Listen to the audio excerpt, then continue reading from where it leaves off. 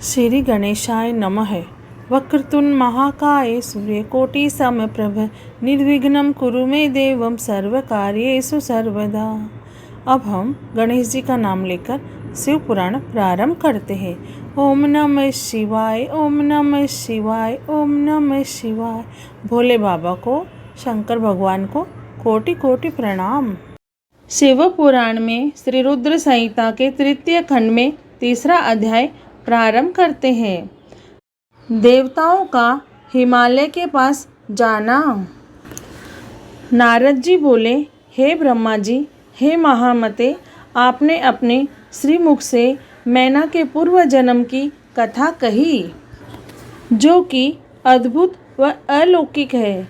भगवान, अब आप मुझे यह बताइए कि पार्वती जी मैना से कैसे उत्पन्न हुई और उन्होंने त्रिलोकीनाथ भगवान शिव को किस प्रकार पति रूप में प्राप्त किया। ब्रह्मा जी बोले, हे नारद, मैना और हिमवान के विवाह पर बहुत उत्सव मनाया गया। विवाह के पश्चात वे दोनों अपने घर पहुँचे। तब हिमालय और मैना सुखपूर्वक अपने घर में निवास करने लगे। तब श्री हरि अन्य देवताओं को अपने साथ लेकर हिमालय के पास गए। सब देवताओं को अपने राज दरबार में आया हुआ देखकर हिमालय बहुत प्रसन्न हुए। उन्होंने सभी देवताओं को प्रणाम कर उनकी स्तुति की। वे भक्ति भाव से उनका आदर सत्कार करने लगे। वे देवताओं की सेवा करके अपने को धन्य मान रहे थे। मुने हिमालय दोनों हाथ जोड़कर उनके सामने खड़े हो गए और बोले, भगवान, आप सबको एक साथ अपने घर आया देखकर मैं प्रसन्न हूँ। सच कहूँ तो आज मेरा जीवन सफल हो गया। आज मैं धन्य हो गया। मेरा राज्य और मेरा पूरा कुल आपके दर्शन मात्र से ही धन्य हो गया।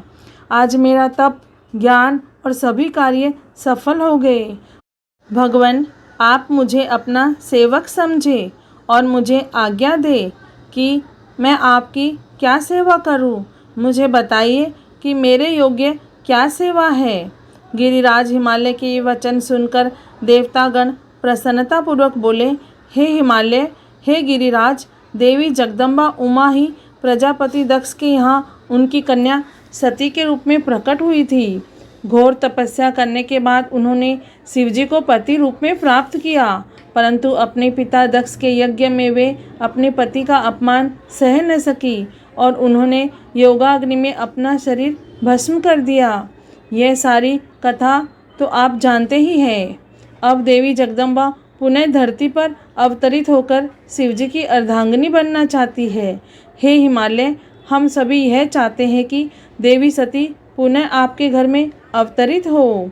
श्री विष्णु जी की यह बात सुनकर हिमालय बहुत प्रसन्न हुए और आदरपूर्वक बोले, भगवान, यह मेरे लिए बड़े सौभाग्य की बात है कि देवी मेरे घर आंगन को पवित्र करने के लिए मेरी पुत्री के रूप में प्रकट होगी।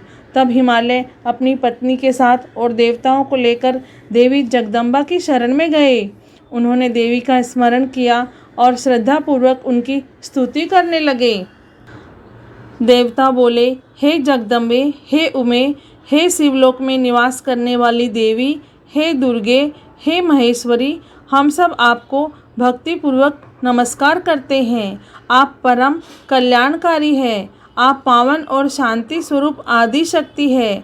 आप ही परम ज्ञानमयी शिवप्रिया जगदम्बा हैं। आप इस संसार में हर जगह व्याप्त हैं। सूर्य की तेजस्वी किरण आप ही हैं। आप ही अपने तेज से इस संसार को प्रकाशित करती है। आप ही जगत का पालन करती है। आप ही गायत्री, सावित्री और सरस्वती है। आप धर्म स्वरूपा और वेदों की ज्ञाता है। आप ही प्यास और आप ही तृप्ति है। आपकी पुण्य भक्ति भक्तों को निर्मल आनंद प्रदान करती है। आप ही पुण्य आत्माओं के घर में लक्ष्मी के रूप में और पापियों के घर में दरिद्रता और निर्धनता बनकर निवास करती है। आपके दर्शनों से शांति प्राप्त होती है। आप ही प्राणियों का पोषण करती है तथा पंचभूतों के सार तत्व में तत्व स्वरूपा है। आप ही नीति है और सामदेव की गीति है। आप ही ऋग्वेद और अथर्ववेद की गति है। आप ही मनुष्यों के नाक, कान, आँख, मुँह और हृदय में विराजमान होकर उनके घर में सुखों का विस्तार करती है। हे देवी जगदम्बा, इस संपूर्ण जगत के कल्याण एवं पालन के लिए हमारी पूजा स्वीकार करके आप हम पर प्रसन्न हो। इस प्रकार जगत जननी सती साध्वी देवी जगदम्बा उमा की अनेकों बार स्तुति करके सभी देवता उनके साक्षात दर्शनों के लिए दोनों हाथ जोड़कर खड़े हो गए। शिव पुराण में श्री रुद्र संहिता के तृतीय खंड में 3रा अध्याय पूर्ण हुआ। ओम नमः शिवाय, ओम नमः शिवाय, ओम नमः शिवाय। हे भोलेनाथ, हे शिव शंभु, हे माता पार्वती, आपको कोटि कोटि प्रणाम और कोटि कोटि धन्यवाद। जय भोलेनाथ।